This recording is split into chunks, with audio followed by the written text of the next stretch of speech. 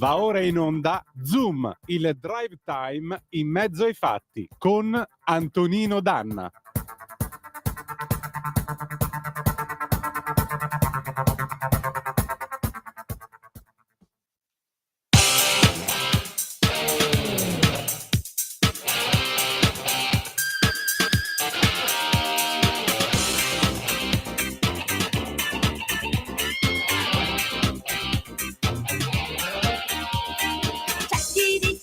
Oggi non ha più valore perché solo ai soldi pensa e alla fine mangia in mensa. Burattini incavatato da 1,5 milioni al mese, su e giù per la città, sulla jeep a fare spesa. Attento che cadi, attento che cadi, attento che cadi, attento che cadi.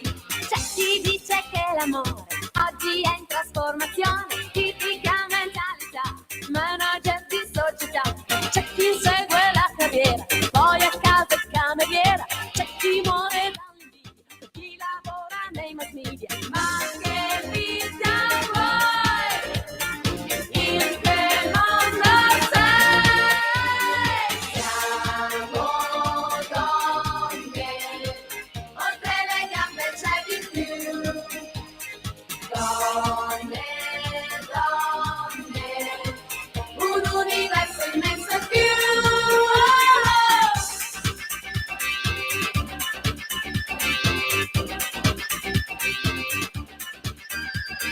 C'è chi il mondo è un egoista e chi invece è un pacifista. C'è chi non cresce mai e si trova in mezzo ai guai. Chi ha la testa sulla luna e poi sfida la fortuna. C'è chi guarda nel passato e chi invece è già cambiato. Attento che cadi, attento che cadi, attento che cadi, attento che cadi.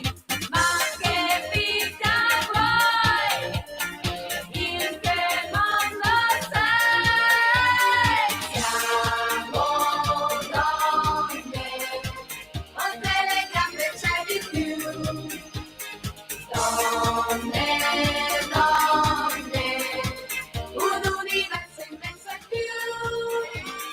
Senza donne, ma sai che noia qui città. Donne, donne, la vita gira un po' di più. Buonasera Antonino, a te la linea. Buonasera a te, cara Natalia. Sono ancora due bombe sexy, Sabrina Salerno e Gio Squillo, quando nel 1990, nel 91 a Sanremo cantavano Siamo donne, ed è un inno, se volete, anche un po' goliardico, un po' sull'onda di Girls Just Wanna Have Fun di Cyndi Lauper dell'83, un inno però alla libertà femminile. Oltre alle gambe c'è di più, appunto, un universo immenso in più. È così, è proprio così. Ogni donna è un universo, e proprio perché è un universo, a maggior ragione, in questa giornata, in questo 25 novembre, a maggior ragione dobbiamo ricordare il dovere del rispetto e della difesa di ogni donna e la tutela di ogni donna contro qualsiasi violenza, che è la cosa più importante. Amiche e amici miei, ma non dell'avventura, buonasera. Siete sulle magiche onde di Radio Libertà. Questo è Zoom, il drive time in mezzo ai fatti. Io sono Antonino Danna e questa è la puntata numero 1086 di oggi, martedì 25 novembre dell'anno del Signore 2025. Cominciamo la nostra trasmissione. Vi ricordo, date il sangue, in ospedale serve sempre, salverete vite umane. Chi salva una vita umana salva il mondo intero. Secondo appello, radiolibertà.net, fesso, chi non lo legge, perché vi perdete un bellissimo giornale online dove ci sono i Liberamente del direttore responsabile Giovanni Sallusti, gli Autodafè di Giulio Cainarca, la rassegna stampa di Sammy Varin, videopillole e molta altra bellissima roba ancora, per cui non mancate, radiolibertà.net is the place to be. Detto ciò, Vi ricordo anche le coordinate a cui incrociamo: 340-670-9659 per le vostre zappe o WhatsApp, oppure 0292947222 quando ve lo dirò io, anche perché questa sera alle 18:35 rompe lui, il senatore Claudio Borghi Aquilini, per Scuola di Magia. Stasera parleremo di Ucraina e di elezioni regionali. Ma adesso è giunto il momento dell'implacabile Pierluigi Magnaschi, direttore di Italia Oggi. Natalia, se sei pronta, andiamo pure con il suo diritto e rovescio.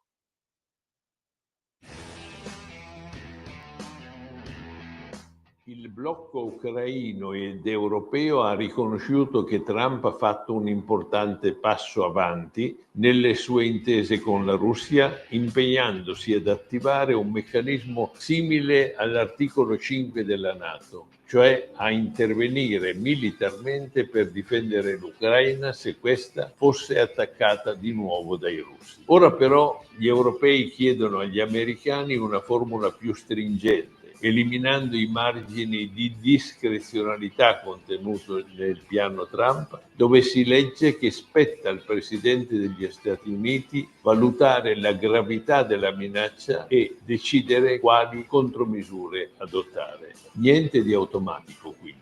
Gli europei, in particolare Francia e Regno Unito, spingono invece per costituire una forza di reazione rapida, pronta a intervenire in caso di una nuova aggressione russa. Inoltre, sostengono gli ucraini, sarà necessario il monitoraggio costante dei movimenti delle forze armate putiniane in modo da prevenire eventuali nuove sorprese. Adesso i diplomatici sono al lavoro per mettere in piedi un meccanismo di protezione per l'Ucraina simile a NATO. Se si troverà la soluzione, Kiev potrebbe rinunciare di fatto all'ingresso nell'Alleanza Atlantica. Ecco, e questo tra l'altro è uno dei punti su cui i russi sono ben determinati a non cedere. In compenso si sono ritrovati la Finlandia e la Svezia, che sono entrate nella NATO abbandonando il loro status di nazioni neutrali proprio grazie alla guerra contro l'Ucraina. Quindi non mi pare che faccia tutta questa differenza il niet russo. Detto ciò, però, sono le 18, 17 minuti e 14 secondi qui sulle magiche onde di Radio Libertà. Voglio ringraziare come sempre Pierluigi Magnaschi per il suo diritto e rovescio. Diamo un'occhiata alle agenzie. L'ADN Kronos, manovra 2026, la Commissione europea promuove l'Italia. La legge di bilancio è stata giudicata conforme alle raccomandazioni. Pandoro Gate, ve lo ricorderete, Chiara Ferragni. Pandoro Gate, il PM di Milano chiede per Chiara Ferragni 1 anno e 8 mesi. Lei: ho fatto tutto in buona fede, signore e signori. Tra l'altro, una notizia un po' divertente: Re Carlo costruirà un'enorme vasca di letame vicino alla casa di William. Sapete che lui è molto attento all'ambiente, poi avremo modo di raccontarvelo. Il conflitto Ucraina-Russia, fonti USA, Kiev ha accettato il piano di pace. Il problema è capire se lo accetteranno i russi. Infatti sono in corso i colloqui in quel di Abu Dhabi. Elezioni regionali Campania, Puglia, Veneto, ecco come si sono spostati i voti partito per partito. Tentato femminicidio a Genova, convalidato il fermo di Panzica, testimoni, così l'ha aggredita, l'uomo è accusato di aver accoltellato con 6 fendenti all'addome e all'ascella la ex compagna 75enne ancora ricoverata in condizioni gravissime. Proprio un bel modo per festeggiare e ricordare il 25 novembre la necessità di tutelare le donne da qualunque violenza. Ancora, colpo al Louvre, altri 4 fermi per il furto dei gioielli della corona francese. Poi Roma violentata nel parco di Tor Tre Teste davanti al fidanzato, fermati 2 marocchini e un tunisino. La coppia era in auto quando i 3 hanno sfondato il vetro. Uno di loro ha afferrato la 18enne facendola scendere e l'ha violentata mentre gli altri 2 tenevano fermo il fidanzato. Bastardi. Benissimo, con questo noi adesso però tra non molto dovremmo avere in collegamento la nostra gradita ospite. Lo dico anche per le anime belle: bastardi sarebbero anche se avessero la pelle bianca, fossero italiani e volessero bene al Papa, per il semplice e banale motivo che sono cose che non si fanno. Ma fa ancora più schifo il fatto che 2 tenevano fermo il fidanzato e 1 violentava la ragazza. Questo compiacimento nell'esporre la violenza e l'ingiustizia. Ecco, questa è la cosa, la vera bastardata, oltre ovviamente al vero dolore, che è la vera vergogna, il vero reato esecrabile, che è la violenza che è stata consumata. Ma c'è questo surplus di compiacimento che rende ancora più crudele tutto questo. Le 18:20 in questo momento. Chi è la nostra gradita ospite di questa sera per il cui Parlamento sarà l'onorevole Giovanna Miele, che adesso andiamo a incontrare, per cui sigla. Qui Parlamento.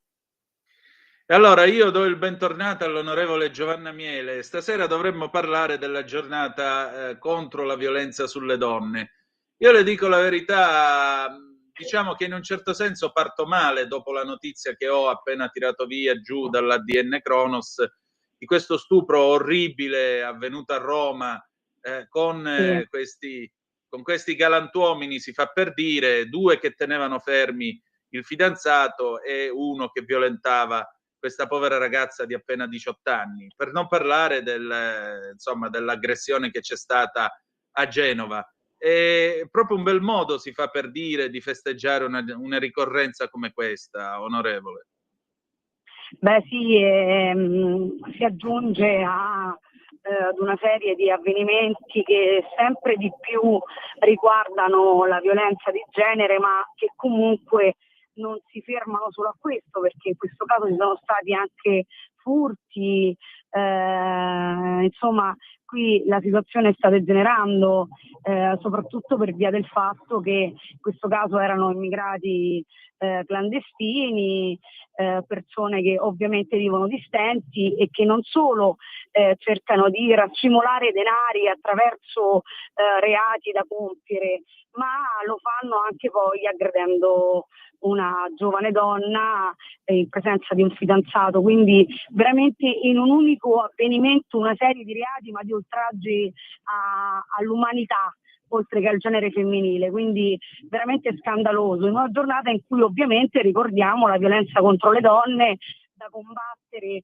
non solo dal punto di vista quindi dei reati che dobbiamo ovviamente punire, ma anche dal punto di vista di una cultura che deve cambiare verso il genere femminile, soprattutto in alcune zone, in alcune situazioni. Certo.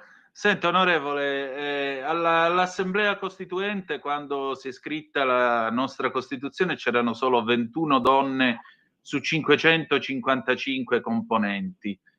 Oggi lei e tutte le altre deputate e senatrici della Repubblica siete ben più che 21. Da dove passa la tutela della dignità della donna? Attraverso le quote rosa, che però mi sembrano più un ghetto, o attraverso la libera affermazione delle donne? Beh, guardi, mi posso complimentare per la sua domanda? Mi rende orgogliosa, è una domanda che mi permette di dire che oggi le donne sempre di più si affermano, oggi le donne sempre di più hanno desiderio di arrivare a raggiungere gli obiettivi che si prefiggono, sempre di più raggiungono risultati di eccellenza in tutti i settori della vita pubblica e non solo, e quindi in una giornata come questa ricordare quanto abbiamo fatto e quanto con gli uomini stiamo facendo è importante. Devo dire che tutto questo passa attraverso l'affermazione, sì, l'affermazione personale, all'autonomia che sempre di più le donne devono ottenere in ambito economico, in ambito sociale, ma attraverso il rispetto verso se stesse, quindi senza legami obbligati, senza paura di decidere, di scegliere da sole, e soprattutto sempre più convinte che si può fare insieme con gli uomini, ma si può fare anche da sole. Senta, ma quando sarà realmente realizzata la parità tra un uomo e una donna? Secondo lei qual è il tema proprio che quello va affrontato e finalmente svoltiamo? Ecco, lo chiedo in maniera un po' rude, ma spero chiara. Allora, la parità di diritti su carta ce l'abbiamo, sicuramente la parità reale avviene attraverso un cambio culturale, quando si accetterà che siamo diversi, uomo e donna, ma in questa diversità c'è una complementarietà che rende la donna fondamentale in tutti i settori della vita, sia quotidiana che lavorativa, e quindi questo ci deve permettere di avere pari dignità salariale anche quando siamo manager, che abbiamo pari dignità nel poter proporre le nostre idee e vederle accettate non in quanto donne ma in quanto esseri pensanti e capaci di farlo, e che il nostro essere femminili probabilmente ci rende anche uniche nei nostri pensieri, e probabilmente in alcuni casi il nostro istinto è anche migliore di quello degli uomini, perché no? Beh, devo dire che nella mia vita molto spesso una donna mi ha levato dai guai, per cui sono d'accordo, ma al di là dell'esperienza, al di là dell'esperienza personale, senta, ma l'Italia è un paese, per usare il titolo di un famoso giallo, di un famoso thriller, fatto di uomini che odiano le donne, a leggere, insomma, quello che si legge sui giornali?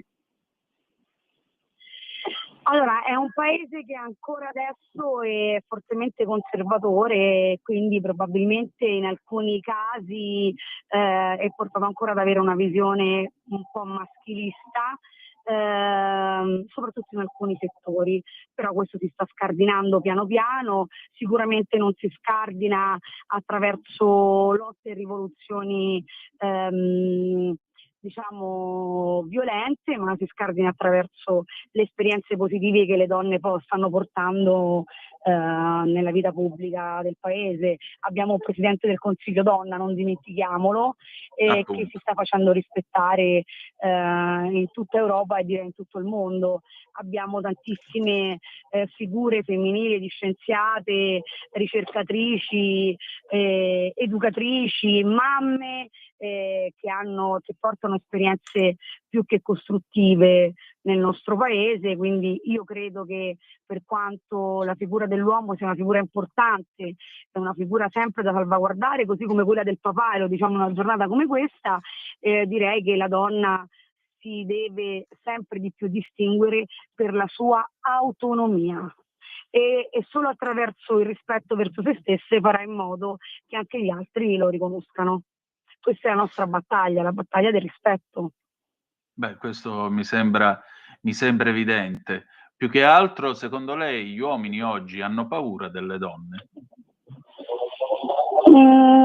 Forse in alcuni casi può succedere, ma non hanno paura delle donne, hanno paura dei cambiamenti. I cambiamenti fanno sempre paura, e il fatto che si allarghi la platea dei competitor fa comunque temere di perdere qualcosa, ce lo insegna la sociologia, quindi probabilmente l'invasione delle donne può far paura perché fa perdere insomma certe sicurezze, e noi siamo un popolo, ma il genere umano in generale, tutto il genere umano teme i cambiamenti perché teme di perdere le sicurezze, quindi sì, alcune volte succede. Lo vediamo sì. spesso, l'ho visto anche in politica, insomma. Ecco, Mi è stato detto immagino. in alcuni casi, e mi spiace doverlo dire, mi è stato detto, ma mica possiamo far decidere una donna. Ah, ecco. Quindi sì, alcune volte può succedere. E vabbè, non ci faccia caso, la signora Thatcher diceva che una donna è potente di natura, se ha bisogno di mostrarlo allora non è una donna, per cui non si... Bravissimo, quindi io concordo su tutta la linea, quindi io penso che non dobbiamo dimostrarlo agli altri, ma dobbiamo semplicemente combattere per le cose in cui crediamo, e in quanto donne abbiamo tante cose in cui crediamo e abbiamo un grande valore che portiamo dentro. Noi generiamo vita, non possiamo essere distruttive per natura. Esatto. E allora, onorevole, buon lavoro e al piacere di risentirci presto. Assolutamente, con piacere, a prestissimo e buon lavoro, grazie. Grazie a lei. Adesso noi andiamo in pausa, pubblicità, e poi ascoltiamo Gianna Nannini con Hey Bionda 1988, a tra poco. Qui Parlamento. Stai ascoltando Radio Libertà, la tua voce libera, senza filtri né censure, la tua radio.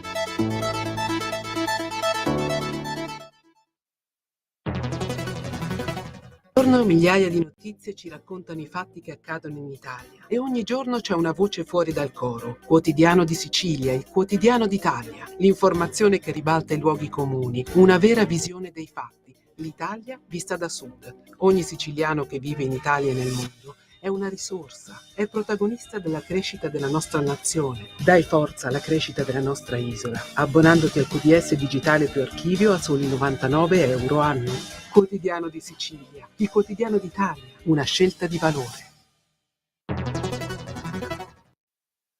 Lo amiamo perché ci offre sempre le cose più buone e naturali. Linea Alberto Acerbis. Se qualcuno a Natale, ciao amici e ciao a tutti, buona mattina, buon pomeriggio, sono Alberto Acerbis. Se qualcuno a Natale dice porco cane, sì, la Letizia non ne abbiamo già, siamo già quasi verso la fine, ve lo dico perché insomma, permettetemi, dopo 35 anni che sono nel mondo dell'olio con qualche migliaio di famiglie, cioè noi sono a numero chiuso. Letizia 59 euro, ve ne ho parlato, una confezione bellissima, ma però io devo fare un regalo al Sordo Tour, perché il Sordo Tour voglio qualcosa di straordinario. Allora fai una bella cosa, chiedi informazioni per quanto riguarda la confezione che si chiama dono, chiama 030 68 40 408, tu non vuoi sbattimenti, hai ragione, chiami qui, dici mi spieghi com'è la confezione dono, o meglio ancora vai a vederla sul sito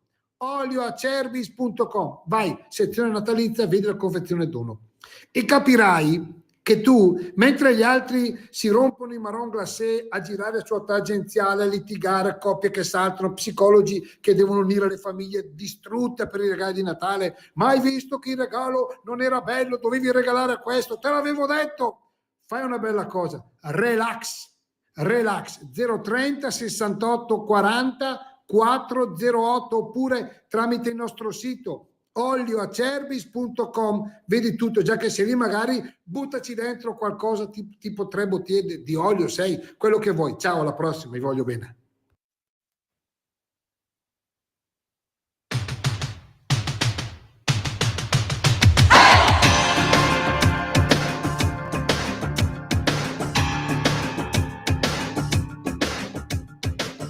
Piace il colpo di cannone nei film che vedi alla TV,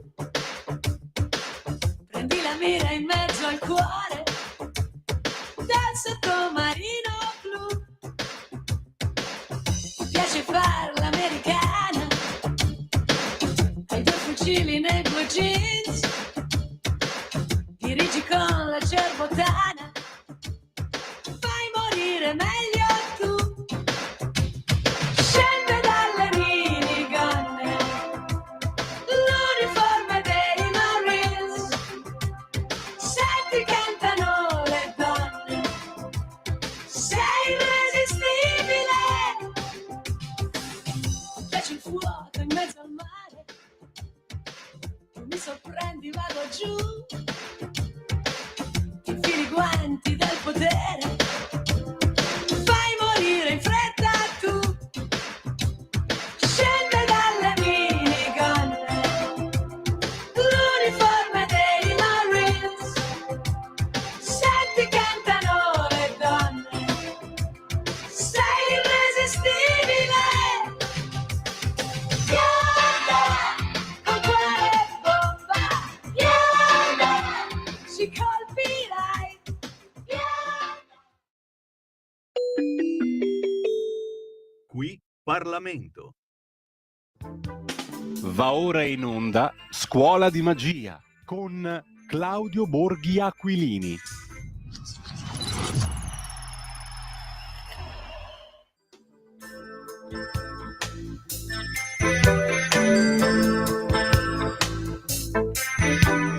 You consider me the young apprentice, caught between the silver and Charybdis, hypnotized by you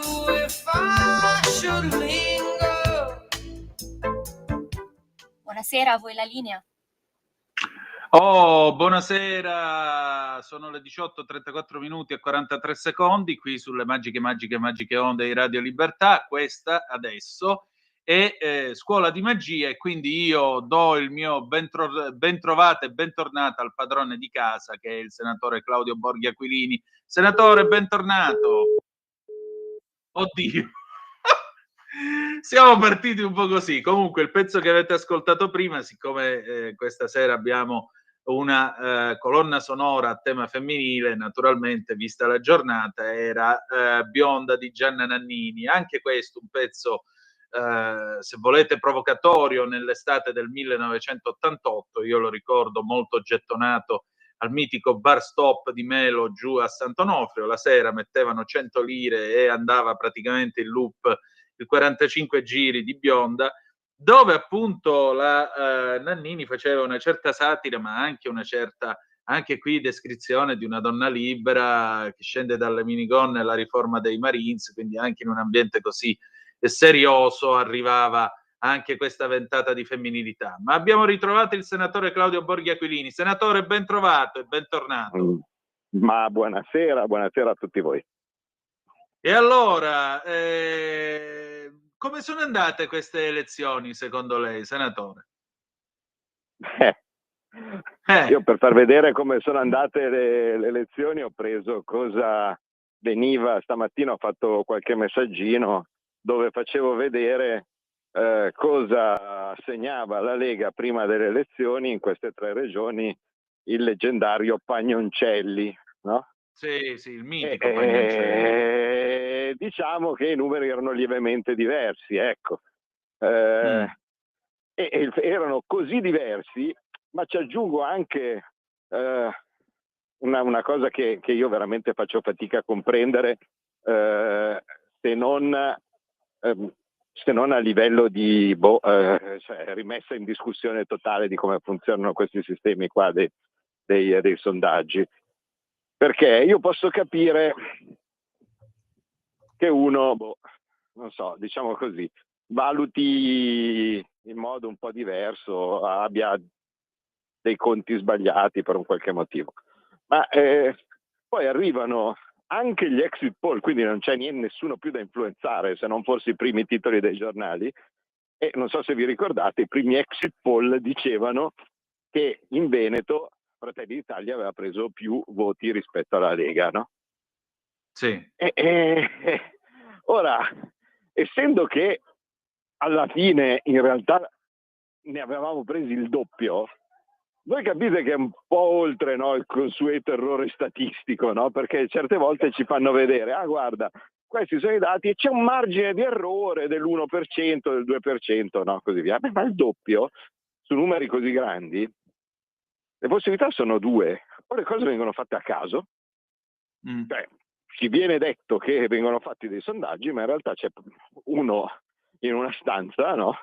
Che guarda un po' come vanno le cose e dice, dunque, questo mi sta un po' antipatico, allora questo un po' lo tiro su, quell'altro però secondo me non era male negli ultimi tempi, no? Allora lo tiro un po' su, no? E così questo tipo poi viene fuori un numero. Cosa che, se devo essere sincero, secondo me, una delle possibilità con cui vengono svolte le cose potrebbe essere questa, perché io mi ricordo, ahimè, una cosa che ho vissuto sulla mia pelle, vale a dire a Como, quando a un certo punto una lista civica, che è quella che poi esprime l'attuale sindaco, secondo me nefasto di Como, Rapinese, veniva praticamente non valutata. No? Capite che è un pochettino strano che dei sondaggi pagati fior di soldi non valutino una lista civica che poi viene votata da 1/3 dei cittadini. Cioè, è un po' strano, no? Capite? E quindi allora forse può anche essere che in quel caso mi è venuto il dubbio che forse ci stavano pigliando in giro, no? Perché ci sta che tutto sommato uno che sta facendo soltanto delle cose nazionali e che quindi non ci prova neanche a sentire che cosa vogliono fare i cittadini, però dice, ma dunque secondo me guarda il centrodestra va bene, allora dico che fa un po' più 2, no? Poi il centrosinistra, allora faccio -2 e similari, e poi non si accorge che ci sono delle cose che sono diverse e che lui non registra perché non non chiede nemmeno, no, ai cittadini, e allora vedere cosa va. Cioè, secondo me le impressioni che ho avuto io andando in Veneto, no, e così via, era che l'entusiasmo c'era. Però poi, per carità, può sempre essere che io dico vabbè, ma magari non sono parziale, magari quello che vedo è solo quello che voglio vedere, no? E così via. Però poi dopo arrivano i numeri veri.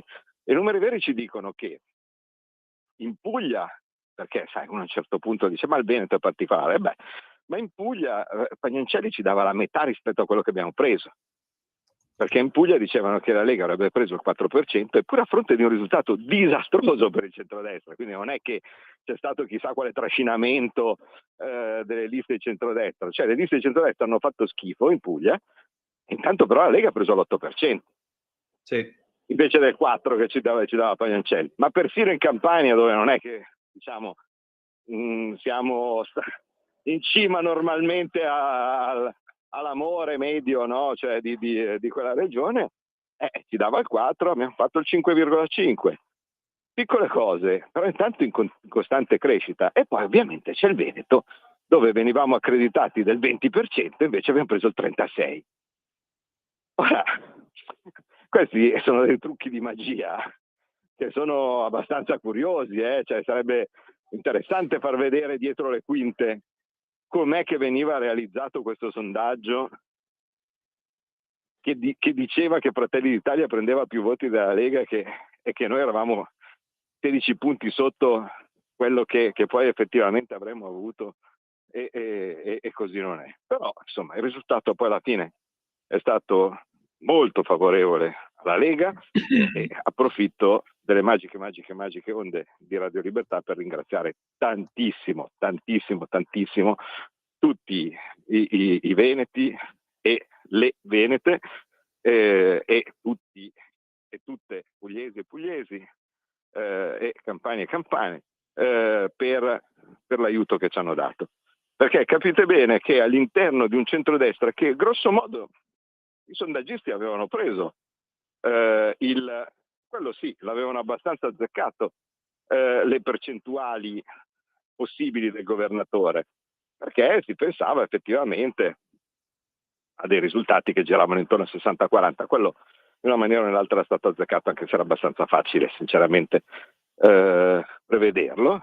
Però quello che c'è stato è all'interno di un risultato effettivamente prevedibile, un riequilibrio all'interno della coalizione, come ci sono stati in passato, cioè quando Fratelli d'Italia cresceva prendendo i nostri voti che noi perdavamo per colpa dello sciagurato sostegno al governo Draghi. In questo caso stiamo vedendo uno spostamento opposto, e secondo me, al di là di qualsiasi tipo di narrazione o spina e questo tipo, io mi permetto anch'io di dare la mia interpretazione, e la mia interpretazione è che così come chi ha votato la Lega non voleva Draghi, chi ha votato la Meloni dopo, perché dice no, basta Lega che alla fine ha appoggiato Draghi, voto la Meloni che sì gliene canta, perché io voglio vedere un cambiamento.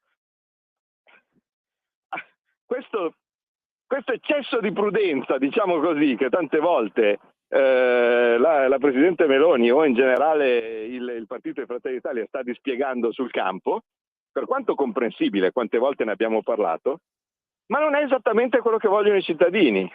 Vogliono qualcosa di più deciso, no?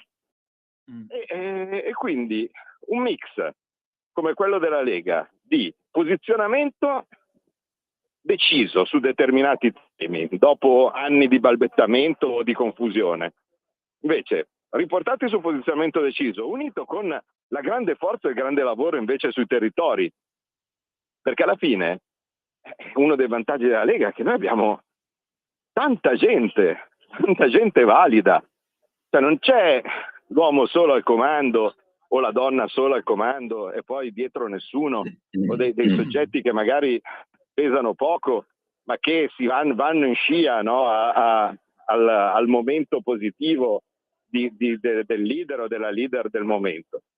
La Lega, sì, certo, ha avuto nel momento di massima percentuale tanta gente che si beava dei risultati di Salvini pur non avendo particolari capacità personali, ecco, questo è indubbio. Però dall'altra parte invece sotto abbiamo tanta qualità, tanti sindaci, capite, uno Stefani, tanto per dirne una, ma gli altri non ce l'hanno. Stefani, uno che, un ragazzo, giovanissimo, questo anche per dare una risposta a quelli che dicono che la politica è una cosa solo per anziani e così via. Abbiamo un ragazzo giovanissimo, laureato con lode, che ha già fatto il sindaco, evidentemente il sindaco amato della sua cittadina, perché teniamo presente che a Borgorico, che a parte mi piace un sacco il nome Borgorico, no? Cioè mi dà l'idea, direi cioè andrei anch'io ad abitare a è Borgorico, una buona nome, promessa, oltre no? che una bella premessa. Ma non te lo vedi, Antonino, tu un posto, no, con gli gnomi, i funghi d'oro, no? Hai presente, no, Borgorico. Ma io mi accontenterei anche della strada dorata tipo Mago di Oz, se per questo, però già Borgorico si presenta bene. Ecco, ma tu immagina che a Borgorico, dove era stato sindaco Alberto, ha preso l'80%. Capite che se fosse stato scadente avrebbero detto per carità, cioè, ma qui già ce lo ricordiamo in modo funesto nel nostro comune, ci manca anche che arrivi la regione, invece prende l'80% perché evidentemente pensano che sia bravo e che ha fatto 2 legislature senza sbavature, perché quando si fa il parlamentare non è tanto importante quello che fai, sono importanti le cazzate che fai. E la possibilità ci sono in tutti i modi. Vi ricordate una sbavatura di Stefani? Non una. E io ci sono stato di fianco per tutta la scorsa legislatura. Già presidente oltretutto di commissione. Quindi immaginatevi, no, uno che appunto ha avuto modo di laurearsi, di fare il sindaco, di fare il parlamentare, di fare il parlamentare per 2 legislature, il presidente di commissione, e adesso con tutto questo carico di esperienze riuscire a essere presidente di regione. Ma queste sono cose che secondo me sono la ricchezza di un partito. Quando io farò altro, tornerò a fare altro, no, perché mi sento sempre prestato alla politica, ma io sono certo che ma perché li incontro ogni giorno, che abbiamo delle persone notevolissime che potranno fare come potranno portare avanti le mie idee, magari meglio di come ho fatto io. E quindi insomma io penso che sia un ritorno alla crescita, alla consapevolezza che questo partito ha dei valori e delle possibilità notevoli, e sono convinto che anche all'interno del centrodestra questo riequilibrio farà bene, perché alla fine quando in una coalizione un partito pensa o crede di essere invincibile, unico, insostituibile, poi tante volte le cose non vanno a finire benissimo, perché poi si diventa arroganti anche con gli alleati, quando invece occorre uno spirito di squadra. Invece il fatto che gli elettori ci abbiano dato questa forza che era insperata oggettivamente, secondo me penso che sia una buona cosa. Io approfitto ancora per ringraziare tutti quelli che l'hanno fatto, e vorrei anche così fare un minimo di riflessione. Quando alle europee qualche sconsiderato, uso questo termine così per essere gentile, ha pensato che poteva essere una buona idea non darci forza, ma indebolirci, perché magari c'erano delle convenienze personali, delle convenienze interne, no? Perché, ma allora se adesso andiamo male, meglio, perché poi così allora mettiamo in discussione Salvini, e allora forse io, che non sono considerato in questo momento come vorrei, ritorno considerato. Queste sono delle idiozie. Noi abbiamo perso un anno per questo giochetto qua che è stato fatto alle europee da qualche sconsiderato, perché se alle europee noi avessimo fatto come sarebbe stato giusto e normale, come ci aspettavamo che sarebbe andata, cioè vale a dire l'11%, cambiava molto la storia, perché avremmo già da subito fatto vedere che questo è un partito in crescita, un partito che diventava forza trainante e che doveva essere rispettato. E quindi anche le nostre idee sarebbero state accolte meglio, e quando un partito cresce poi c'è posto per tutti. Quelli che pensano che invece facendo secchio la gente, facendo fuori quello lì perché poi allora poi sbetto io, sono come quelli che in una squadra di calcio pensano di far fuori i giocatori migliori perché magari stavi in panchina, allora poi dopo finalmente entrerò io, no? Hai capito? Ma se entri tu e poi dopo la squadra perde 4-0, capisci che forse era meglio se non entravi, ecco, era meglio se stavi in panchina e magari far credere che eri forte, ecco. È il famoso metodo quindi, di quello che per fare dispetto alla suocera si evira. Ma senatore, io però una domanda gliela devo fare, ed è la domanda delle domande che ormai si pongono tutti dopo il risultato, perché comunque dopo di lui c'è stato chi in Veneto che ha scritto ancora lui, dopo Zaia scrivi Zaia, e ora che c'è nel futuro di Zaia? Insomma, che farà da grande? Io vedo il presente di Zaia. Il presente di Zaia è una persona che ha saputo prendere 200.000 preferenze in una regione. Adesso io vedo anche veramente delle cretinate su questo tema, dove dicono vabbè, la Lega avrebbe preso, in ogni caso avrebbe preso la maggioranza anche senza, cioè come se Zaia non fosse Lega, no? Cioè questo veramente è una stupidata. È evidente che i leghisti votano Zaia, ma non perché è indissolubile, no? L'unione fra il partito e la propria persona. Cioè, per dire, Borghi da solo, cioè Borghi che ovviamente non è Zaia, e di preferenza lui alle europee ne ha prese 11.500, no, tantissime, per carità, non ho fatto campagna elettorale e era una candidatura di servizio, quindi ringrazio ancora, approfitto quegli 11.500 che mi hanno votato. Però Borghi da solo non li prende 11.500, così come dimostra certi nostri dirigenti che hanno voluto provare ad andare in altre liste o così questo tipo e che hanno preso niente, perché quella cosa che funziona, quella cosa che la gente vuol vedere è il simbolo della Lega e le persone migliori della Lega. Quindi uno come Zaia, che all'interno della Lega ha preso 200.000 preferenze, beh, ma cioè, se non è una cosa da tanto di cappello questa, io non so veramente che cosa dire, perché forse uno non ha idea di cos'è la difficoltà di far scrivere, specialmente in una regione del nord.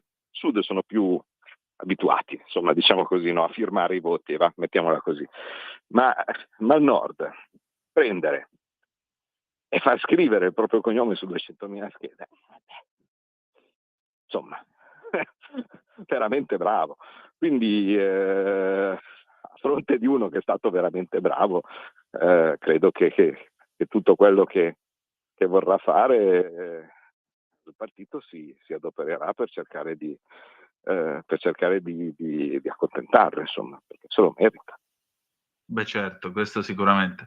Senatore, in tutto questo appunto parliamo di Europa, questa Europa, lo possiamo dire, anche abbastanza evanescente, che però sta cercando di pestare i pugni sul tavolo, sta cercando di dire la sua per quanto riguarda l'Ucraina. Ora ci sono questi volenterosi, ancora una volta gli inglesi, i tedeschi e i francesi, che dicono no, aspettateci, vi facciamo noi una proposta da portare al tavolo con i russi, qua e là, però poi viene il momento in cui gli ucraini dicono ok al piano americano e gli americani adesso devono trattare ad Abu Dhabi con i russi per arrivare a questa pace, perché tra l'altro i principi che sono stati posti dai russi sono molto chiari: non ci sarà nessun cessate il fuoco o la pace.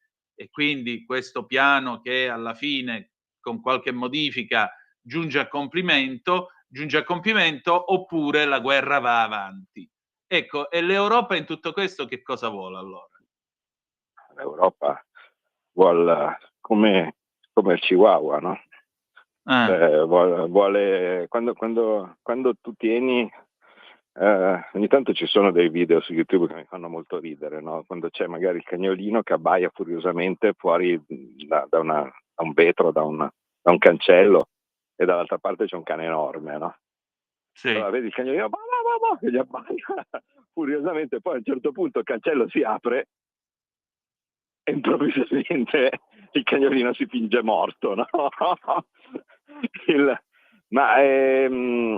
Veramente, allora, queste sono questioni complicate, ovviamente. Io sono appena reduce, uscito, tanto per una volta, il tempo è stato nostro amico, perché avete rischiato, purtroppo, come qualche volta mi capita, no, di non riuscire a entrare in contatto con me, perché oggi avevo in audizione al Copasir il ministro Crosetto per indicare il famigerato ultimo pacchetto armi, no? Quello che Sì. è ancora coperto dalla legge approvata lo scorso anno, no? Tale per cui insomma non c'è bisogno di voto parlamentare, ma è soltanto il Copasir che lo esamina, no? e ne prende atto. All'interno di una situazione che è così complicata, io non posso far altro che ribadire quello che ho già detto pubblicamente in passato. Cioè, chi pensa di mettere una connotazione morale alla politica internazionale probabilmente ti sta prendendo in giro. Cioè, non esiste il giusto, lo sbagliato, il buono, il cattivo, perché è esattamente la stessa azione. Se la fanno i tuoi alleati è giustificabilissima, no? Tant'è vero che io, per scherzare, avevo scritto l'altro giorno, cos'era, 2 settimane fa, avevo scritto 2 settimane fa, quando c'erano le notizie degli Stati Uniti che stavano preparando la flotta al largo del Venezuela, no? Ho detto, ma scusate, allora che facciamo? Se gli Stati Uniti attaccano il Venezuela, cosa mandiamo? I pacchetti di armi a Maduro per difendersi? No? Spero che si capisca l'intento della provocazione. No, a me di Maduro frega il giusto, no? Seminari, a me interessa, io faccio come credo tutti dovrebbero fare, l'interesse dell'Italia. Però che non mi prendano in giro dicendo che esiste il giusto e lo sbagliato, che chi aggredisce ha sempre ragione, che chi è aggredito ha sempre torto, no? E così via, perché sennò, appunto, altrimenti, partendo da questa cosa, noi dovremmo schierarci eroicamente a difesa di Maduro. Ma Maduro è un'altra cosa, perché in realtà è cattivo, no? Ma allora a quel punto, scusate, se cominciamo con è buono e cattivo, veramente non andiamo a casa più. Spero che sia chiaro, perché allora significa che noi cosa facciamo? Come Minosse, no? Nell'inferno dantesco, con la nostra coda che ci si gira intorno, e noi siamo in grado di discernere, no? Se tu sei buono o sei cattivo, ma su quali basi, su quale sistema? Per me esiste soltanto una bussola, dal mio punto di vista, come momentaneo uomo politico, perché io in realtà sono un cittadino, no, che ha avuto, come sempre dovrebbe essere, no, il politico, che per un accidente della vita in questo momento sono rappresentante di altri cittadini, no? Una volta finito di fare il rappresentante di altri cittadini vado a fare altro, come se fosse l'amministratore di condominio, che non sono esattamente simpatici, no? Similari, però cioè, in una maniera o nell'altra tu devi portare, oppure anzi meglio, perché l'amministratore è antipatico, di solito, con tutto rispetto, perché è una categoria che ovviamente è necessaria per il proseguimento della vita normale di milioni di italiani. Però diciamo così, il delegato, no? Quando tu deleghi qualcuno all'assemblea di condominio e gli dici, guarda, mi raccomando, no, questa roba non la votare, oppure questi lavori io sono d'accordo o non sono d'accordo. Ecco, non è che lo rimane a vita, no? Poi una volta che viene ritirata la delega, poi ognuno ritorna a fare cose sue. Ecco, io in quanto al momento rappresentante non devo mettermi a fare il giudice delle azioni del mondo. Io come rappresentante devo guardare solo ed esclusivamente l'interesse dell'Italia. Noi in questo momento, con questa storia qua fra Russia, Ucraina e cose di questo tipo, noi abbiamo sempre, da quando è iniziata, mi sembra che l'interesse dell'Italia è sempre stato messo in ultima fila. Perché tanto noi non saremo mai invasi dalla Russia. Cioè, io spero veramente che non ci sia qualcuno che pensi che ci siano i cosacchi che vogliono conquistare Piacenza. Perché, come giustamente dicono loro, ma non è che ci mancano le terre, Cioè, non è che sono un popolo costretto in pochi metri quadrati, no? E che quindi vogliono sgomitare per arrivare a conquistare, non so, lo sbocco al mare o cose di questo tipo. Cioè, le navi ce le hanno dove cacchio vogliono, sono un paese che è talmente grande che arriva dal Mar Baltico al Mar Nero e quindi al Mediterraneo, all'Oceano Pacifico, all'Artico. Arrivano veramente al paese più grande del mondo come superficie. Non è che gli manca spazio. Hanno, secondo il loro interesse, del desiderio di influenza su determinate terre. Sbagliato, giusto, vergogna. Non mi ci metto nemmeno, cioè questo è una cosa da bar, cioè il fatto che l'Iraq avesse le armi di distruzione di massa e quindi i motivi per cui gli Stati Uniti vogliono invadere l'Iraq. Ma noi possiamo dircene quanto vogliamo, cioè, ma cosa ci cambia, cioè, per dire a noi italiani? Io sono molto più dalla parte di qualcuno che in modo assolutamente in apparenza cinico mi dica: no, guarda, io sto facendo questa cosa perché voglio accreditarmi all'interno di un determinato consesso, perché poi alla fine penso che mi arrivino dei vantaggi. Perfetto, cioè, se uno mi dice così io sono anche disposto a ragionare. Ma quello che mi dà i matti è quando si ammanta moralmente, no? Questa cosa dobbiamo farlo perché è giusto, perché è come se tu vedi dalla finestra uno che viene picchiato da uno più grande, allora lo devi aiutare, no? Ma non è così, cioè, in realtà è tutto diverso. Cioè, è come se tu invece stai all'angolo con un pugile che sta venendo picchiato senza possibilità di vedere ribaltare il risultato dell'incontro e non getti la spugna, perché allora significherebbe ammettere la sconfitta. Allora cosa fai? Lo fai ammazzare di botte?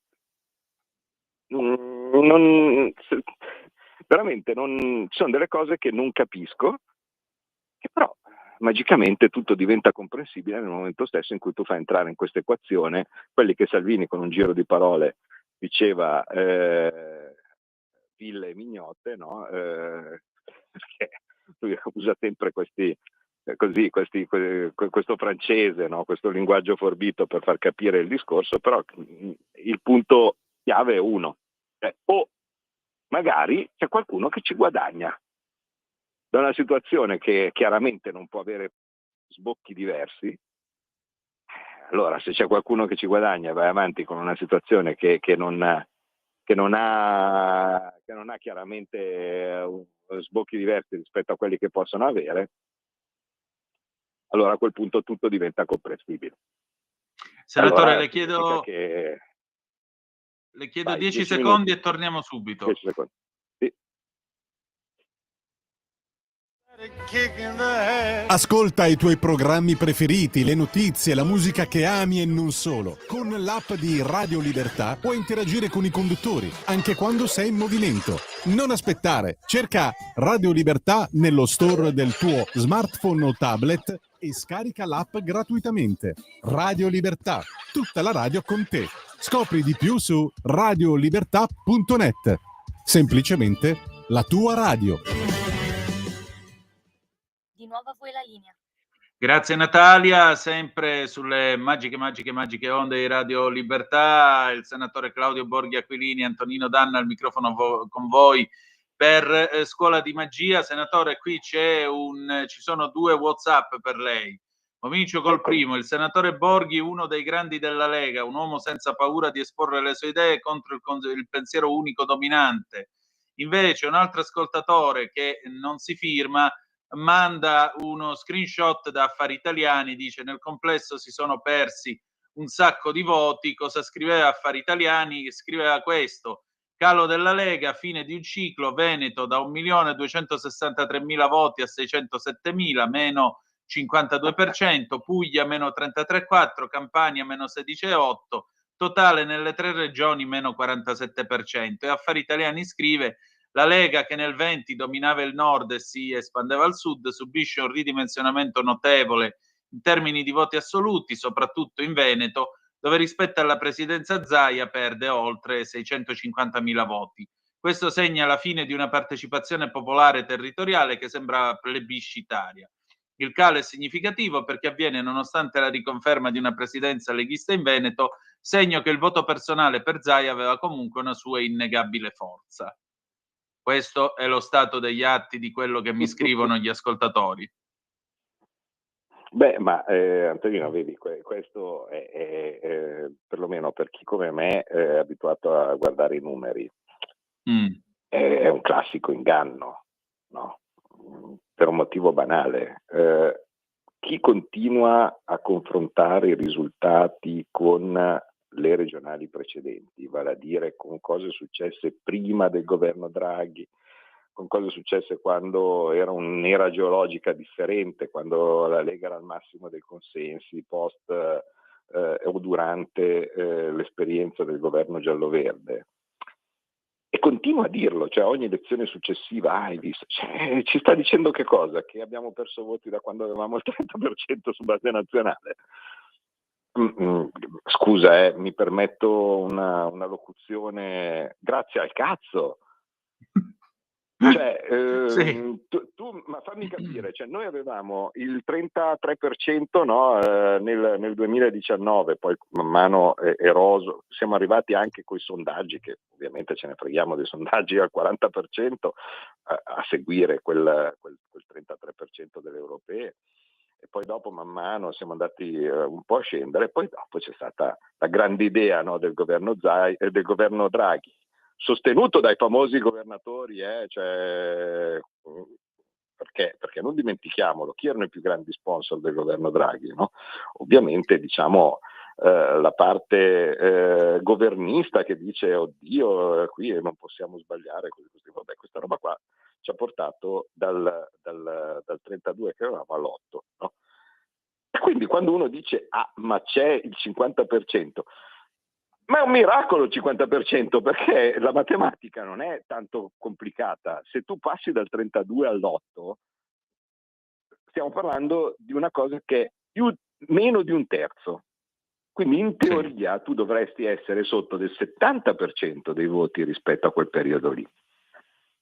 Ma tu non devi fare quel conto, perché sennò significa che tu ogni volta, a ogni elezione, stai ricordando una cosa che anche i sassi sanno e che abbiamo già scontato con le elezioni politiche del 22, quindi stiamo parlando di 3 anni fa. Quindi è 3 anni che sappiamo che siamo passati, quando nelle elezioni politiche abbiamo preso l'8%, è 3 anni che sappiamo che siamo passati per colpa, soprattutto secondo me, dell'esperienza nefasta del governo Draghi, siamo passati dal 30 e passa all'8, ok?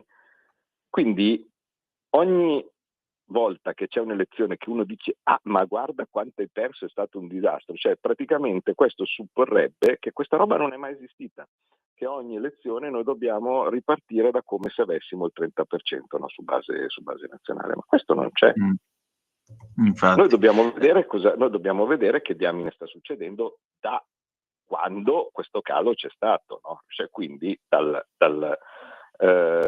22, quindi da quell'8% che era il risultato che noi abbiamo preso alle politiche, e se i cambiamenti che stiamo mettendo in atto, sia come posizionamento, sia come persone e similari, stanno portando dei risultati corretti e apprezzati dalla gente, perché sinceramente al mondo, no, di far salire la Lega perché c'è la Lega non frega nulla. Cioè tu in quanto rappresentante devi far salire la Lega semplicemente perché significa che stai facendo le cose che la tua gente ti chiede. Significa che stai facendo bene il tuo lavoro, non stai facendo una cosa per te, stai facendo una cosa corretta, perché alla fine il consenso è quello che dimostra se tu stai facendo bene o male il tuo lavoro. I cambiamenti che abbiamo rimesso in atto, no? Sia dal punto di vista di scelta delle persone, sia dal punto di vista di posizionamento politico, con alcuni capisaldi, no? che possiamo riassumere per dirla facile in accento particolare sulla sicurezza, perché basta, cioè nel senso che insomma, adesso abbiamo un ultimo aspetto, un'ultima tappa da aspettare che la sentenza finale su Salvini, ecco. Sì. Poi una volta che si sarà incassata la sentenza finale di Salvini, da qualche parte bisognerà venirne una, no? Con sbarchi e similari. E qui insomma siamo ben pronti a far capire come intendiamo posizionarci. Un posizionamento eurocritico, quindi all'interno del gruppo dei patrioti per l'Europa, contrari in modo verticale alla cessione di sovranità all'Unione Europea, e di lotta per quanto possibile a quelle, mi verrebbe da dire, quello stato nemico dei cittadini che purtroppo si è accanito in anni in cui sarebbe stato opportuno tener presente che i cittadini stavano soffrendo. E quindi quando noi andiamo a chiedere la rottamazione delle cartelle per tirare una riga sul passato, non è che lo facciamo perché siamo dalla parte degli evasori, ma perché pensiamo che in anni molto molto molto complicati ci sia stato uno Stato che andava a inseguire i cittadini invece di aiutarli. Ecco, tutto lì, insomma, mi sembra una cosa abbastanza naturale. Quindi vedi che non è che sono delle idee così strane, così campate in aria. E questo posizionamento secondo me sta pagando. Io credo che il messaggio che ci stanno dando i cittadini, unito con l'ottima scelta delle persone che evidentemente sta facendo sul territorio, anche con un rinnovamento forte come è il caso di Stefani, paga. E quando uno dice hai perso il 50%, certo, avrei dovuto perdere il 70%, invece stiamo perdendo il 50%, siamo sopra 20 rispetto a quello che dovevamo fare.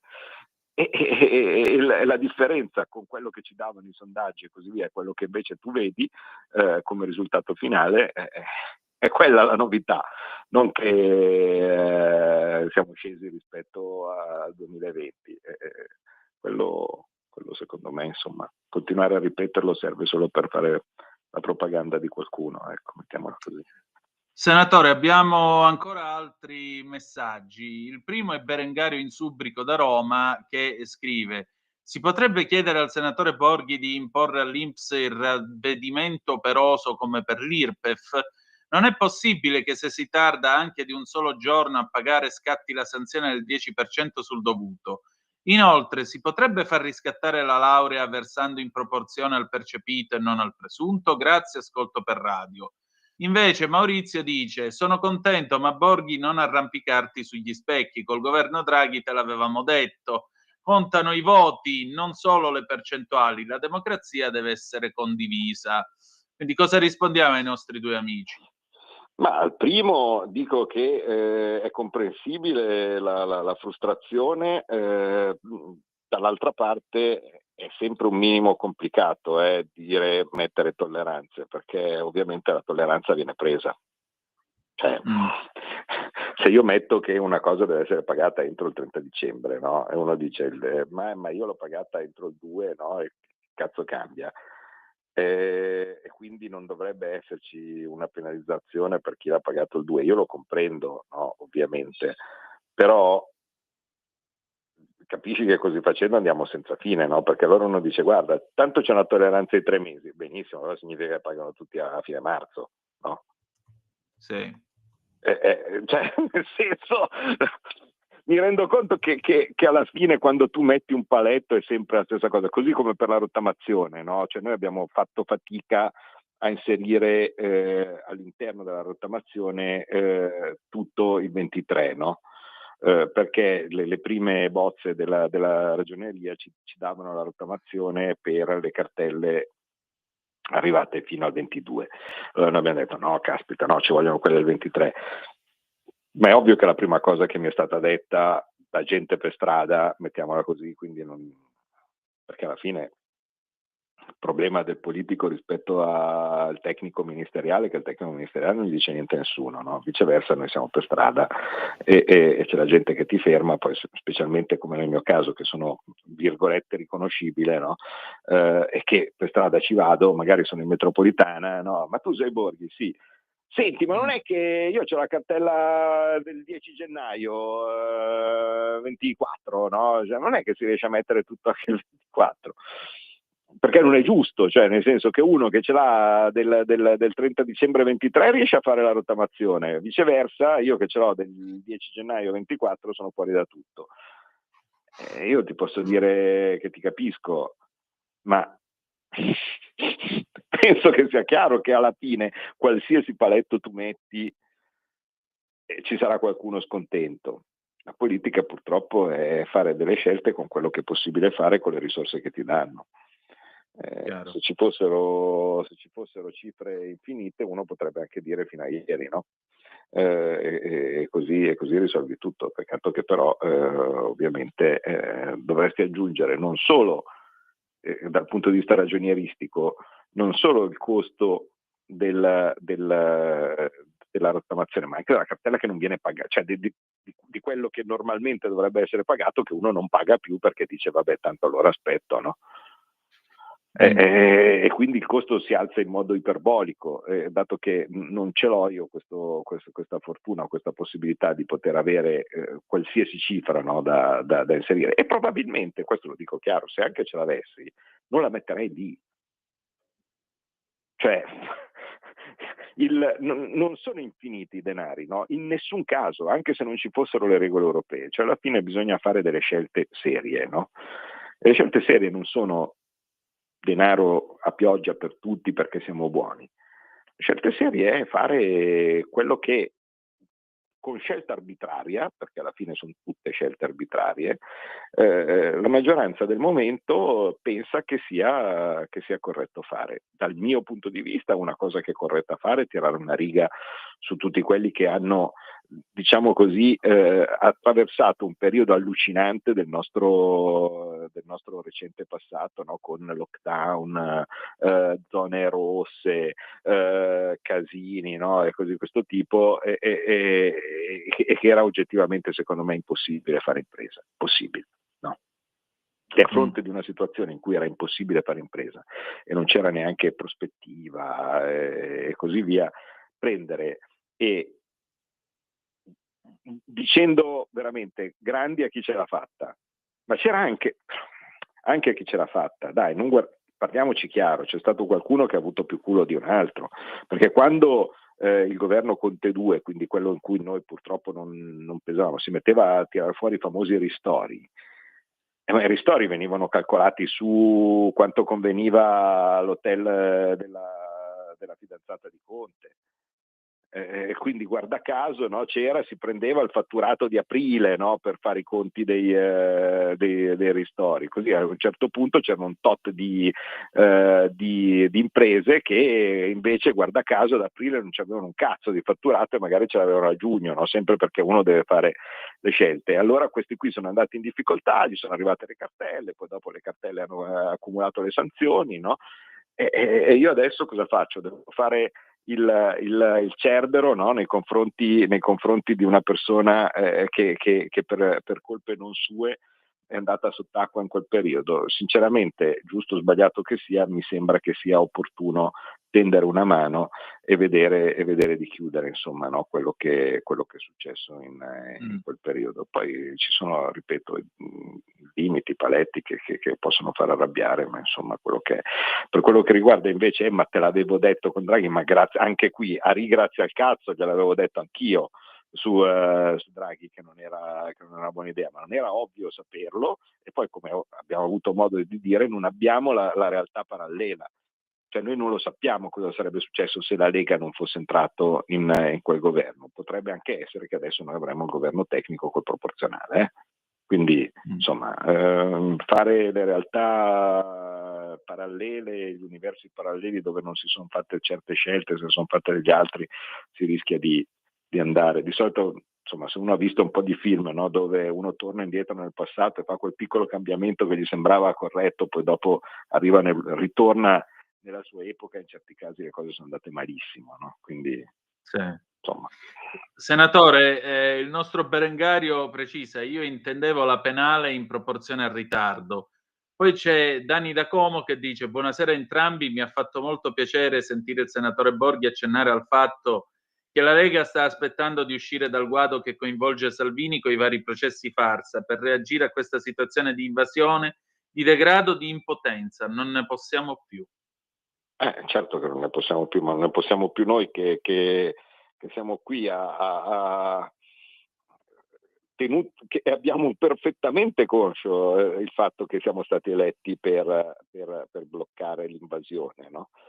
E forse magari, chissà, magari questa prova di forza che ci è stata data, unita con sperabilmente la chiusura della questione processuale scandalosa di Salvini, deve da una parte darci, insomma, lo spunto per andare al prossimo obiettivo che deve coinvolgere tutti. Il prossimo obiettivo è il sì al referendum alla giustizia, no?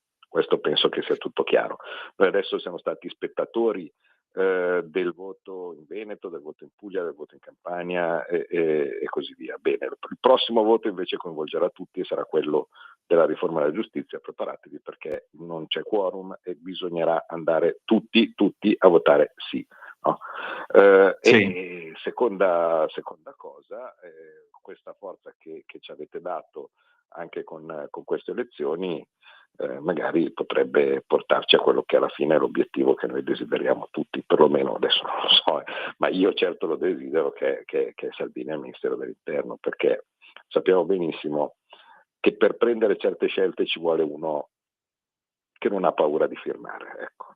La metto facile. Salvini ha dimostrato con i fatti di non aver paura di prendere determinate decisioni anche drastiche, e se alla fine, come penso, la soluzione per quello che ha fatto metterà il sigillo sul fatto che aveva ragione e gli sbarchi si possono fermare, insomma, penso che sia giusto che lo faccia lui, ecco.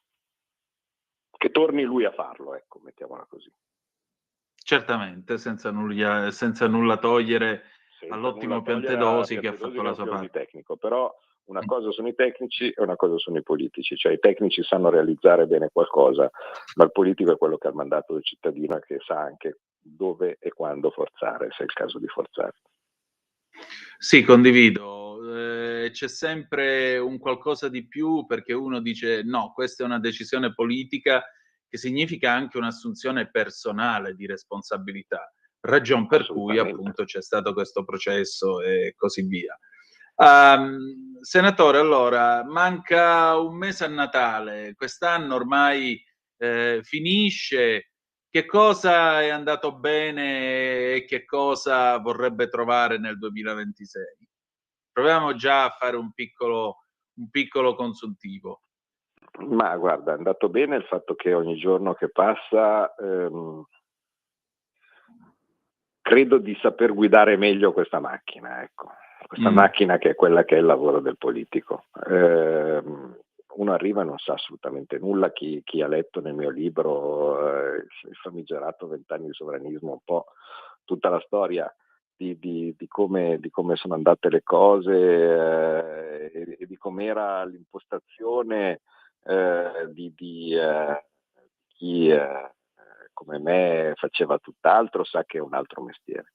Invece, insomma, sono stati anni, e anche quest'ultimo è stato un anno molto proficuo per cercare di capire come funzionano veramente le cose, e quando bene o male stai capendo bene come funziona o similari, lavori anche meglio, mi viene da dire, no? Perché perché insomma sai cosa fare, poi ci riesci, non ci riesci a fare le cose, questo non dipende sempre da me, ma le cose vanno bene, e devo dire che con tutti i difetti, ma insomma lavorare con Fratelli d'Italia rispetto ai pazzoidi dei 5 Stelle con Conte Premier, no? Cose di questo tipo è una cosa che mi dà soddisfazione, e diciamo negli snodi più pericolosi diciamo che abbiamo attraversato, che avrebbero portato a dei disastri, penso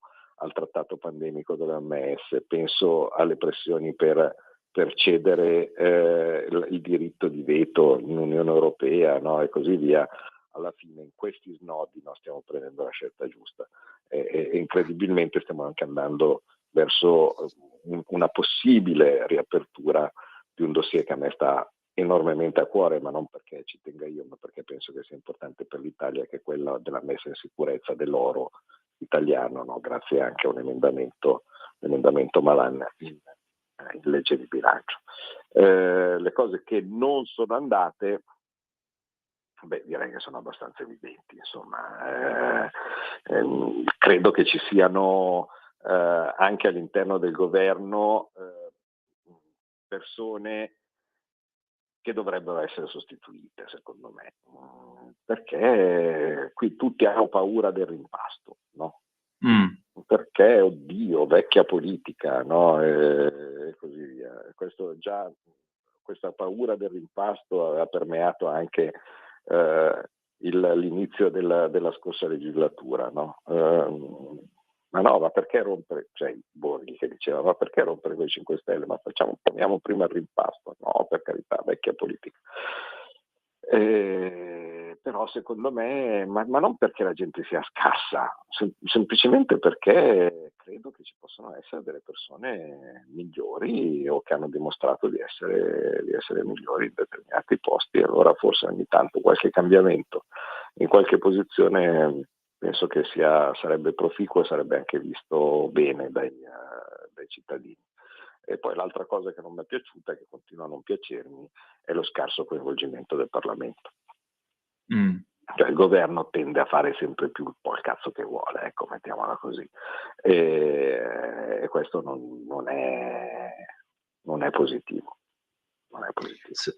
Senatore, senta, per concludere, perché abbiamo 3 minuti, mi viene estemporaneamente una domanda sul caso Garofani. Sono convinto, mi permetto di dirle, sono convinto che un consigliere del Presidente della Repubblica non dovrebbe fare certe dichiarazioni in pubblico, né tantomeno quando si trova a chiacchierare con gli amici al ristorante, perché i muri non hanno orecchie e sentono, tanto per dire. L'altra cosa che dico però, un consigliere del Presidente della Repubblica che si lascia andare a valutazioni di questo genere, forse dovrebbe avere la bontà di fare un passo indietro. Lei che ne pensa? Ma io invece la vedo in un'altra maniera. Ma scusate, ma se uno si prende come consigliere uno che ha fatto 3 legislature il deputato del PD, ma cosa credete, che penserà come uno neutrale o penserà come uno del PD? Pure questo è vero. Cioè, di che diamine stiamo parlando? Cioè, quello che veramente è, dal mio punto di vista, intollerabile, il colle, l'indipendenza, ma scusate, ma se uno si prende dentro come consulenti e così via dei deputati dell'ex deputati del PD, ma legittimo, per carità, cioè tu vieni da quella parte lì, è ovvio che ti prendi, ma che non andiamo a tirar fuori la storia l'infallibilità, l'equanimità, l'indipendenza, no? E così via. Sì, indipendente senza dubbio, ma è probabile che, insomma, se un giorno ci sarà un Presidente della Repubblica di centrodestra, prende Borghi come consulente, ma come credete che ragionerà, no? Cioè, cosa credete Certo. come credete che consiglierò, ecco, questo nuovo Presidente della Repubblica? Come uno del PD, rispetto no? alle cose. Come uno del PD, immagino, consiglierà, Certo, no? no, però il PD no, perché ci vuole più globalizzazione, l'Italia starebbe meglio se si sciogliesse all'interno dell'Unione Europea, no? E così via, cioè sicuramente consiglierò queste robe qua, no?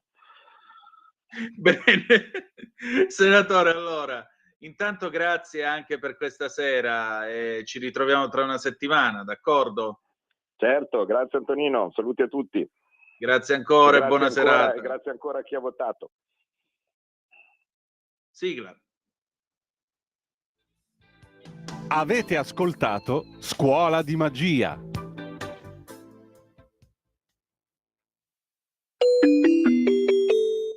Qui Parlamento. Stai ascoltando Radio Libertà, la tua voce libera, senza filtri né censure, la tua radio.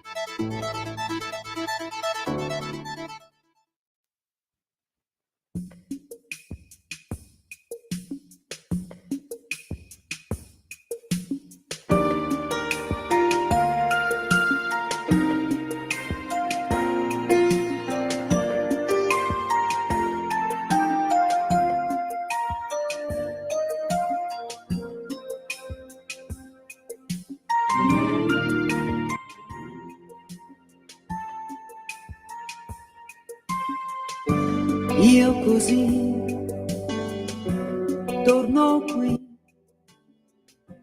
senza dire né spiegare il mio perché. Torno qui, il resto è passato dai siediti un po'. Io così sono qui per riempire questo spazio che c'è in me.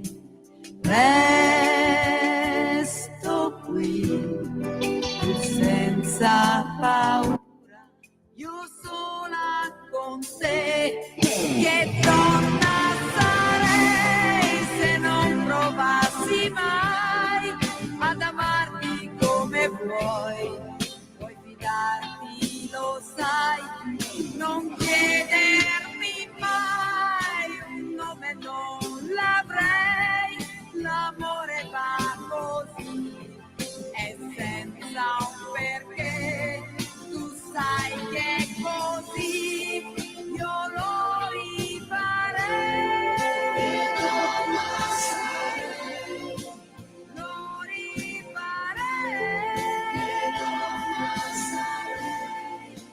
Lo rifarei. Che donna sarei, che sarei.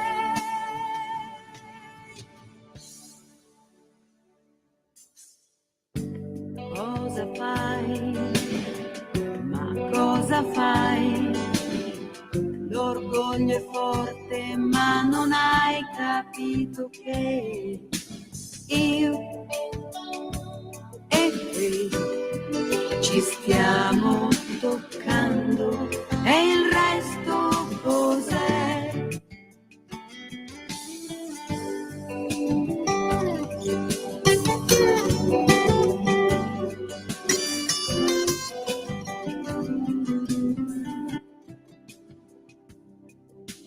Io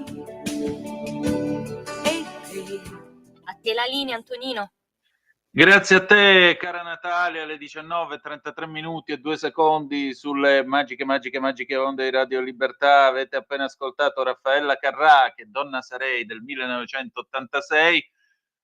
Puntata numero 1086 di Zoom, di questo martedì 25 di novembre dell'anno del Signore 2025.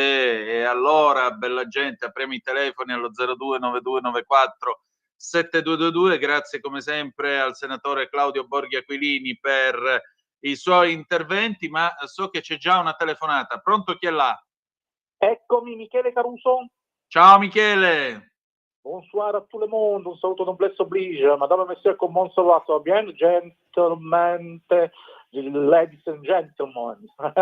Très bien, thank you sir. Eccomi qui.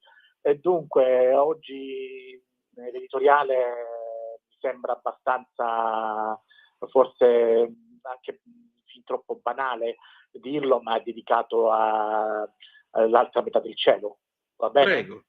Vai. Il punto di Michele Caruso. Oggi 25 novembre si celebra la giornata contro la violenza sulle donne. Tante iniziative in programma in tutta Italia, da Roma a Torino, da Milano a Palermo. Il Parlamento e il Palazzo Chigi si illuminano di arancione. Mattarella, la libertà delle donne va difesa ogni giorno. Così a quanto pare l'Aula della Camera ha definitivamente approvato all'unanimità il DDL di legge che introduce nel codice penale il delitto di femminicidio, una fattispecie specifica di omicidio, disponendo la pena dell'ergastolo per chiunque causi la morte di una donna, commettendo di fatto a causa della violenza come atti di discriminazione, di odio, di prevaricazione, ovvero mediante atti di controllo, possesso o dominio verso la vittima in quanto donna e dunque per il suo genere. Nel disegno di legge figurano altri interventi normativi per il contrasto alla violenza nei confronti del gentil sesso e per la tutela delle vittime.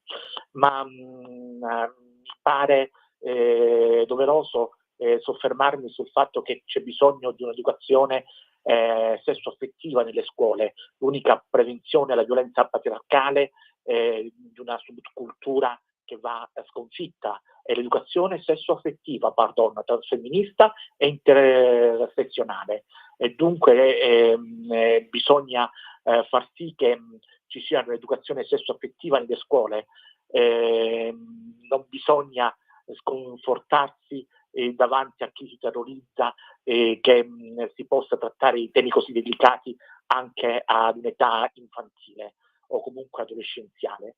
Un uso della lingua italiana che è maschilista, noi continuiamo ad usare parole che ci raccontano per quello che siamo, fondamentalmente dei maschilisti e dei profondi sostenitori del patriarcato. Speriamo che ci sia un'insurrezione, anzi una rivoluzione. Così bisognerebbe fare un po' di rumore intorno a questo, a partire dall'articolo prima del cognome con cui si marca una differenza. Si è tenuto a metterlo soltanto le donne, Meloni ad esempio. Ecco, come dire che c'è un'eccezione, c'è una cosa che non torna. E ancora il genere delle parole, se in una stanza ci sono 30 persone di cui soltanto una di sesso maschile, basta questa che al plurale si usi il maschile. Una parola tremenda che in latino è mater munus, la derivazione etimologica delle parole come matrimonio. La parola, appunto, dicevo, deriva matrimonio da mater munus, il dovere della donna che era di essere madre. Il matrimonio indica nella lingua italiana quel momento in cui comincia il compito della donna, che era mettere al mondo dei figli. Il patrimonio è invece il compito del padre, metterci i soldi, e noi continuiamo oggi a dire patrimonio e matrimonio. Quando una donna si sposa, noi diciamo una frase tremenda della quale non abbiamo alcuna forma di scandalo, anzi ci diamo sopra auguri e figli maschi, e quindi le donne veramente sono portate a dover subire anche questa forma di discriminazione. Quella contro la violenza sulle donne è una battaglia di tutti, perché è una battaglia di libertà. Sembra che siano sensibilmente calati i casi di femminicidi nell'ultimo anno, secondo i dati Istat, le rilevazioni statistiche, ma ancora c'è molto da sensibilizzare, soprattutto i giovani. Il DDL stupro ha portato una bagarre in aula tra Giorgia Meloni e Elly Schlein anche sulla violenza sessuale. A quanto pare c'era qualcosa su cui doversi contrastare. Vado a concludere che avvilente, direi, l'odio sessista sui social, c'è tanto da fare, perché purtroppo ci sono i cosiddetti leoni da tastiera che usano il volto della donna per poi pornografarlo attraverso l'intelligenza artificiale, utilizzando quei volti con dei corpi nudi. Dunque vorrei dire che bisognerebbe veramente far sì che il fenomeno della violenza contro le donne, che è una piega sociale che non può essere ignorata, sia un atto ignobile che ferisce non solo le vittime, ma anche il tessuto civile della nostra società. Ogni sola singola vita spezzata rappresenta un fallimento per la nostra società e per le istituzioni.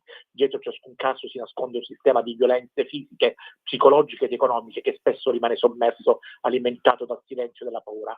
E dunque basta violenza sulle donne, e che non sia soltanto il 25 novembre a celebrare l'altra metà del cielo, le donne. Viva le donne! Da Michele Caruso, grazie e buona serata. Allora Michele, intanto io ti ringrazio per le tue parole. Permettimi di non essere d'accordo su alcune cose. La prima, noi usiamo un'espressione patriarcale quando c'è il plurale. Molto semplicemente in italiano il neutro è inteso per convenzione usando il maschile, ma non è una prevalenza del maschile sul femminile, è semplicemente una regola della grammatica. La seconda, non è dicendo ministra o prefetta o architetta, che peraltro trovo veramente un titolo un po' ridicolo, perché allora due ragazze che che hanno il titolo di architetto sono due architette, il che insomma raggiunge degli effetti un po' paradossali rispetto a quello che vorrebbe garantire questo genere, questo tipo di espressione. Non mi piace, come dici tu, auguri e figli maschi, anche perché questi sono discorsi che dovrebbero riguardare solo la coppia che si sposa e sono fatti loro. Munus veramente più che dovere, più che peso è dono, lo possiamo tradurre come dono, quindi il dono della madre e il dono del padre. Dire che questa sia una società a base di patriarcato mi pare un pochettino esagerato, anche perché il vero patriarcato è un altro, ed è rappresentato da nuovi italiani o da nuovi arrivati in questo paese che non hanno assolutamente intenzione di riconoscere alle loro donne la libertà di mettersi la minigonna, di uscire a prendere un caffè con le amiche o anche con un amico uomo, con un uomo di sesso maschile. Sono molto spesso provenienti da paesi nei quali vengono strumentalizzati o vengono strumentalizzati dall'imam locale, c'è poco da fare, stiamo parlando molto spesso dei musulmani che vivono nel nostro paese. Ci sono quelli effettivamente integrati, le cui figlie vanno tranquillamente a scuola, non portano il velo, eccetera, eccetera.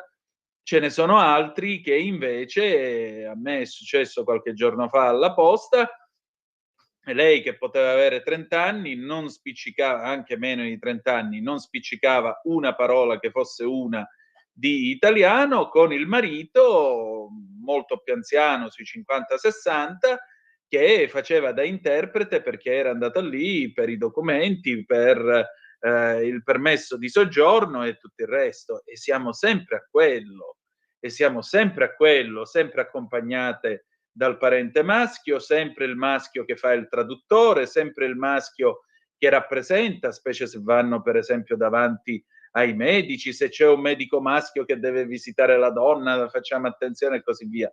Ecco, di questo non si parla mai. Di queste che sono le vere schiave non si parla mai. Poi puntualmente dobbiamo dire che il maschio che fa schifo è bianco, eterosessuale e possibilmente cristiano. Io questo giochino, francamente, no. Per me le donne vanno difese tutte, punto, senza distinzione religiosa, senza distinzione di alcun genere. Se però qui, e dobbiamo difenderle anche e soprattutto, aggiungerei, senza distinzione di nazionalità, perché come non è, se è una manifestazione femminista, si parla delle donne palestinesi, arriva una donna con un cartello che dice non dimenticatevi le israeliane violentate da Hamas, improvvisamente quella donna viene allontanata, le si dà della fascista, e quindi ci sono delle violenze che sono più violenze delle altre e altre che invece tutto sommato manca solo che gli dicano che quasi quasi le israeliane meritavano di essere stuprate da quelli di Hamas. Tra l'altro Hamas ha mostrato al mondo che lo stupro è un'arma di guerra oltre che un'arma politica.